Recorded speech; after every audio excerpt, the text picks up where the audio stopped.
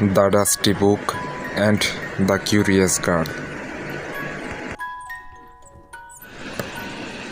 একটি কোলাহলপূর্ণ শহরের কেন্দ্রস্থলে মায়া নামে একটি কৌতূহলী তরুণী বাস করত।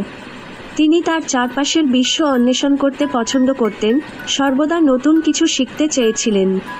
একদিন একটি পার্কে ঘোরাঘুরি করার সময় তিনি একটি গাছের নিচে পড়ে থাকা একটি পুরানো ধুলোময় বইয়ের উপর হোঁচট খেয়েছিলেন।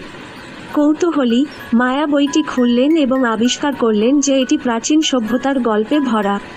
সে পড়ার সাথে সাথে তাকে সময়মতো ফিরিয়ে আনা হয়েছিল, একসময় বিদ্যমান বিশ্বের বিস্ময় সম্পর্কে শিখেছিল। পৃষ্ঠার প্রতিটি উল্টানোর সাথে সাথে মায়ার কল্পনা বেড়ে যায়। তিনি মিশরের মহান পিরামিড, আঙ্কর ওয়াটের রাজকীয় মন্দির এবং ইনকাদের আকর্ষণীয় সংস্কৃতি সম্পর্কে শিখেছিলেন। প্রতিটি গল্প তাকে ইতিহাসের গভীরে প্রবেশ করতে এবং এর গোপনীয়তা উন্মোচন করতে অনুপ্রাণিত করেছিল। মায়া বইয়ের পৃষ্ঠাগুলি অন্বেষণ করতে থাকলে তিনি বুঝতে পেরেছিলেন যে জ্ঞান হল সর্বশ্রেষ্ঠ ধন। এই নতুন পাওয়া প্রজ্ঞার সাথে সজ্জিত, তিনি আবিষ্কারের একটি জীবনব্যাপী যাত্রা শুরু করেছিলেন।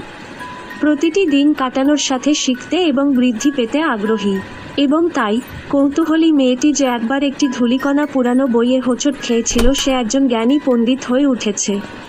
চিরকাল জ্ঞানের জন্য ক্ষুধার্ত এবং তার মন ও আত্মাকে রূপদানকারী গল্পগুলির জন্য চিরকাল কৃতজ্ঞ।